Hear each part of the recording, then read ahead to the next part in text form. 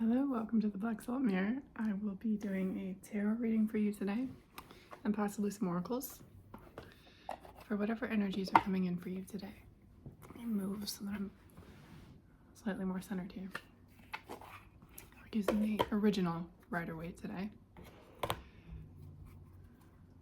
although it is a newer playing card edition.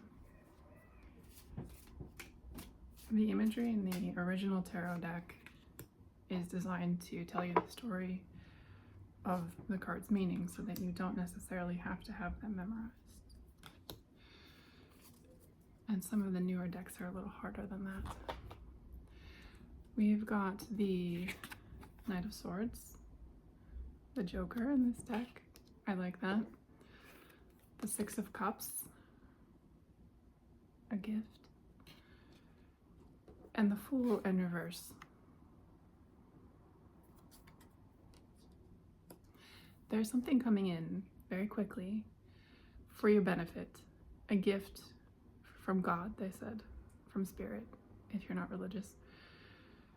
There is, and it's a reward for the journey that you've been on. The Fool is the beginning of the journey, and falling at the end of this reading in reverse, this is not a new thing. This is something you've been working on.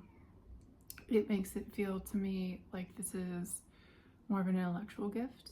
The swords are the suit of the mind. So there's going to be some clarity coming in for you in reward for your work and your dedication and your temperance. At the bottom of the deck is temperance. It shows up in reverse.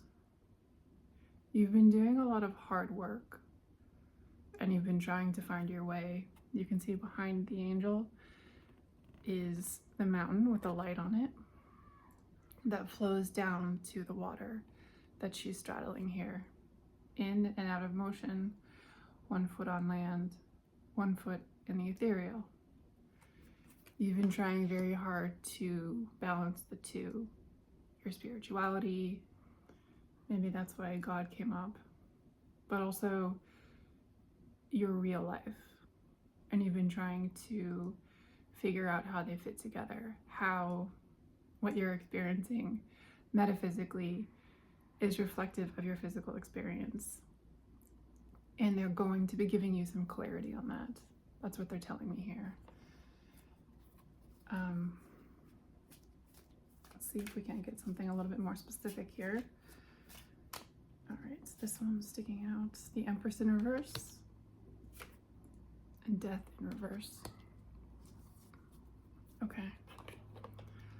The Emperor upright is on the bottom.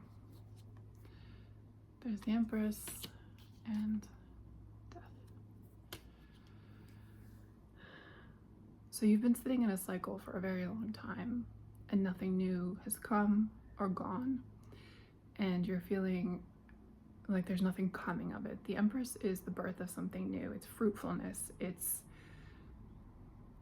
reaping what you've sown, basically.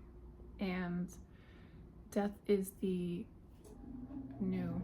Let me shut that off. It's gonna get all annoying. Do you have some tarot cards to read for people?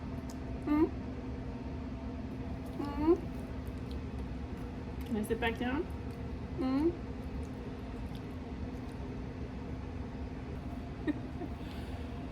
It's very exciting. It'll go out in a minute. There it goes. And that was your sign. Sometimes there's a delay. With an air conditioner, I move from 73 to 74, so it stops, but it takes a good 2 minutes before it shuts off again and stops blowing. And that's what they're saying with this reading. You have done everything that you need to do. You have set the things in motion, and it's like a snowball rolling downhill. It's just a matter of it getting to where it needs to be. And that's the gift. And part of the gift is telling you that it's coming because you've been worried and you're thinking you need to do something new and you need to start something. And they don't want you to start something. They want you to sit with it and they want you to reap they said, which is part of where we got death. In some decks, like the Marseille deck, he's portrayed as a skeleton with a scythe in a crop field, the literal reaper. This one is more about the changing guard. I don't know if you can see this. The old king is lying here on the bottom, and death brings in the new dynasty as the sun comes up in the back. And so the new paradigm has shifted. It's just not manifest yet. There's a 5 to 10 business day waiting period. So, however, in this paradigm, there's a dog on my arm now. The Emperor's at the bottom, which means you're in control now. The mountains keep coming up. The Emperor's got the mountains in the back. They always represent hardship, particularly in this deck. But we can see them in death, again in the back, in temperance, again in the back. And the Fool starts out standing on the mountain. So what this means is that you have moved out of the place that you were experiencing these hardships and lessons, and that you have moved away. And you're kind of standing out there wondering where you're supposed to go. And the message is the mountain comes to you. You were meant to move away, you were meant to grow, you were meant to plant your seeds in the field and then water them. These cards never get read like this. This is a very specific message about tending the garden that you have, even though right now it doesn't feel like anyone's coming. It's kind of the imagery that I'm getting is moving out into the wilderness, away from civilization, and starting a homestead and building a garden because you wanted to be away and you wanted to be self-sufficient and you wanted more land and more food and the things that you can get from a homestead. However, you've started to worry that it's hard for people to get to you, to bring you things, to socialize with you, to have a community with you. And so you're thinking, well, now I either can stay here alone or I can go back to the city where I don't want to be.